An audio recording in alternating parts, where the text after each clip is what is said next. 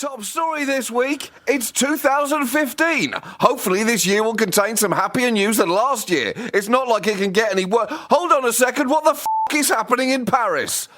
So, this is going to be a little tricky as the situation is fluid, a very depressing fluid as well. But on Wednesday there were horrifying scenes in Paris as a pair of gunmen, or gun douches, to describe them in the mildest possible way, killed 12 people at the offices of French satirical magazine Charlie Hebdo. Killing a bunch of innocent people because you're offended by a joke is a bombastically boneheaded act of barbarism, Andy. To commit murder over a cartoon is almost cartoonishly stupid. And perhaps we should first do a bit of background explaining exactly what Charlie Hebdo is, just in case you don't know or were unable to find out this week due to, understandably, throwing your TV out of the window in frustration when this story first started to break. The satirical magazine has actually been attacked before. They were firebombed back in 2011 in November after it published a cartoon of the Prophet Muhammad under the title Sharia Hebdo. So this is nothing new. They've also featured cartoons insulting Christians, Jews, politicians, and even the British, although I can't think what they could possibly find mockable about us. The point is, pissing people off and entertaining them has very much been in Charlie Hebdo's raison d'etre over the years, or whatever the French for raison d'etre is. The magazine was born in 1970, fittingly from an arguably offensive but pretty good joke. There were two big news events around that time: a massive fire at a discotheque, which killed more than 100 people, and the death of former French President General Charles de Gaulle. A magazine called Harakiri led its edition, making fun of de Gaulle's death and the hysterical reaction to it with the headline Bal tragique à Colombe, une mort, which translates as Tragic Dance at Colombe, which was de Gaulle's home, one dead. Pretty good joke. Especially for 1970, Andy, where the bar of jokes was very low and very racist. However, there was a scandal which led to Harakiri getting banned, and the journalist employed there responded by setting up a new weekly paper, Charlie Hebdo. Flash forward to decades of cartoons, both entertaining and infuriating people, and that gets us to Wednesday with two maniacs and some guns. And what a shitty Wednesday it was. Yes, as is often the case, the actions of a nano-minority of hyper-c***s from a dark cranny of religious filth were met with a globally extended middle finger of defiance, as France and the rest of the world united in revulsion. Terrorists, John, it seems, even in 2015, still struggling with the public relations side of things, seem no closer to winning over the floating neutral. Much of the media, particularly in Britain, I don't know if this was the case in America as well, did come up with some slightly odd, mixed reactions to it. They expressed their defiance of the terrorists by A, not reprinting the cartoons in question, and B, publishing instead video footage of the terrorists slaying a policeman and photographs of the blood-stained crime scene. I found these rather mixed messages from our media being sent out, messages which included, "You can't look at this, it's too disgusting," and "Hey guys, look at this, it's really disgusting," and they seem to have got confused over which was supposed to be which. One exception to the prevailing tide of global opinion was Anjem Choudary. And I don't know if he's had a lot of airtime stateside. I noticed he had an article on the USA Today website. Now, he is one of Britain's gobbiest quits, and a man who must make 99.9% of Muslims unbelievably frustrated, because he is bafflingly wheeled out on news programmes with alarming regularity. Now, I know even less about Islam than I do about Judaism, but I would imagine putting Anjem Choudary on telly to talk about it is the equivalent of having a golf commentator who spends the whole day saying, "This player defies the laws of golf. Put the 5-iron down, infidel scum. You should be using a baguette and a dog's testicle."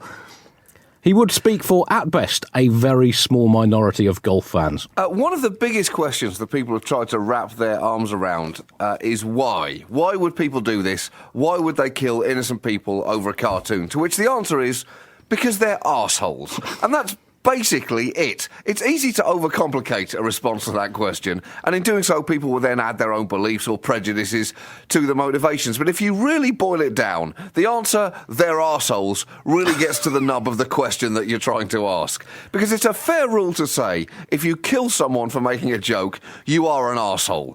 No matter what that joke was, or whether you liked it, or whether that joke was even particularly good or not, you are committing the act of an arsehole for reasons entirely consistent with arseholery.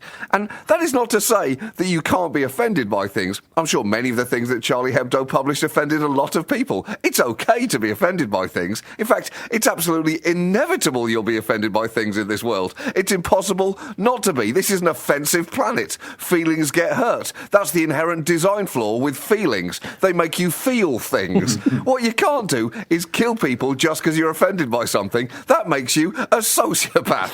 That makes you Joe Pesci in Goodfellas. And no one wants to be Joe Pesci in Goodfellas. But you have to also ask questions over the logic behind it. Charlie Hebdo was quite a well-known magazine, but had a circulation, I read, of around 30,000 in France, and a reputation for being not entirely complimentary towards the big celebs of global religion, your gods, your Jesuses, your Allahs, your Mohammeds, your Moseses, you know the type. One assumes that of these 30,000, fewer than 30,000 were Muslims, and much fewer than 30,000 were fundamentalist Muslims. These things tend to be quite easy to avoid if you are sensitive about them. However, that avoidance has become significantly less easy now, because these terrorists have made Charlie Hebdo, at the moment, the most famous magazine in the universe. I don't know how many other potential second Earths you astronomers find. This magazine is planning now to raise its print run from its standard 30,000 or 60,000, read a couple of different figures, to, for next week's issue, 1 million, making it by sheer weight of numbers 3,300% more offensive to the average fundamentalist Muslim. In fact, what they have done, John, is taken a magazine with a roughly equivalent circulation as the American Ship Review. 1859, for those who don't read it, that is a specialist magazine about the state of Oregon. And Donya Yebazi, an Iranian bi-weekly Persian language computer games magazine. And with a significantly lower circulation than either the New Zealand Gardener or Britain's Simply Knitting. And I sincerely hope Simply Knitting, as a gesture of solidarity, runs with a crochet your own profit story on the front cover next week. Charlie Hebdo has only around 5 times higher circulation than the highly prestigious and influential Potato Processing International magazine, with whom I once had a job interview. And what these terrorists have done is turned... Whoa, Andy, we're going to have to take a diversion there. Does that mean you had an interview with the Potato magazine and were not good enough to get the job? Well, no, I'm glad you didn't think I had an interview to try and publicise my tour. No, this was back in the happy days when I was looking for gainful employment post-university. Yeah. And went for you didn't get the job, Andy? I did not. I don't think I conveyed the requisite level of enthusiasm for sub-editing articles about the international potato processing industry, albeit that's... They're lost, Andy. Potato Processing International. It is the global leader in the potato processing industry globally in terms of magazines. All right, pump the brakes, Andy. You're not in the interview now. Right. And I wouldn't have just been Potato Processing Internationals. I've also been working for Asia Pacific Baker as well. So let's not forget that. For a grand salary of, I believe it was £10,000, working in an industrial estate in Kemsing near Sevenoaks in Kent. Happy days. Now, I've never been more delighted to receive a rejection letter. So what they've managed to do, John, to return to the point, is turn a magazine with a circulation of generally, 30 to 60,000 into the single highest profile magazine issue in the history of humanity. That is counterproductivity of the highest order. It's also a problem for the attackers in general on a practical scale, this level of irritation at something so small. Because if you are that angered by a cartoon you must be angry literally all the time. Because you don't get to be murderously angry over a cartoon and then not be murderously angry over, let's say, your takeaway pizza being cold. If you're going to set the bar for killing that low, you have to accept the irritation of everything that is above that bar. If you're a terrorist who is willing to kill someone for a joke, then when a train is cancelled and someone starts screaming in frustration, you do not get to say, oh, come on, mate, calm down, it's just a train, let's try and get this in perspective, shall we? No, you have to be intellectually consistent, and you have to kill every train driver who has ever been late to anything. That is just a fact. There is concern now in France about how some people may respond to this, because, to put it mildly, racism is very much a club that some French politicians have in their bag, or in their satchel, as they would put it. The Le Pen family have a long, poisonous history of inciting race hatred, and as if to get ahead of that, there were some interesting campaigns to try and raise people's belief in humanity in the aftermath of this horrible event. The Je suis Charlie campaign was instantly popular, as was an extension, the Je suis Ahmed movement, referencing the fact that one of the 12 people killed was 42-year-old Muslim policeman Ahmed Marabet, shot outside the Charlie Hebdo offices. Other responses, of course, were a little less measured. Here in America, ex-NSA director Michael Hayden was asked broadly on TV how humanity might best be able to avoid future tragedies like this, a general question to which he answered, well, I was talking to you guys about 12 months ago about those massive amounts of metadata that NSA held in storage. That metadata doesn't look all that scary this morning, and I wouldn't be surprised if the French services pick up cell phones associated with the attack and ask the Americans, where have you seen these phones active globally? Oh, you to a tremendous extent. This is not about you, you little fucker.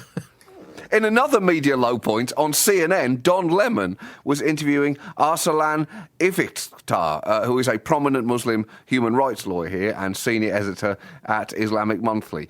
They were discussing Islamic extremism. That was the stage upon which Don Lemon was about to take a gigantic shit.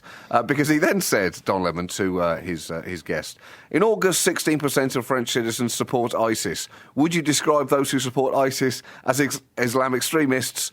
Do you support ISIS?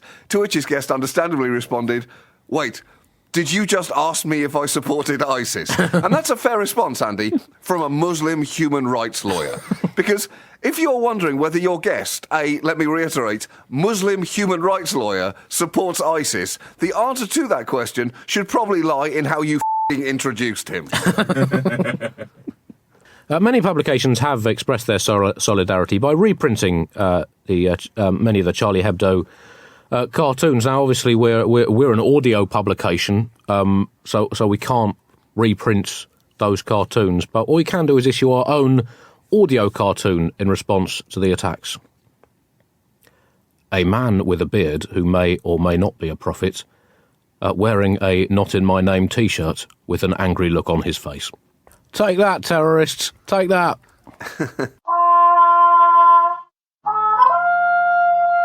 2015 prediction section now, and, well, 2014, as John suggested, has thankfully right off into the annals of history like the cranky little shitbag that it was. 2015, as many predicted, has taken its place and has not started too promisingly. No, it started depressingly, Andy. It's a shitty start to a year, this. Yeah. It's a shitty. It is, yeah, as you say, it is a bad start to a year. But thankfully, there's a Cricket World Cup and a Rugby World Cup coming up to distract us. So it's time for our Bugle predictions. Let's start with oil, John.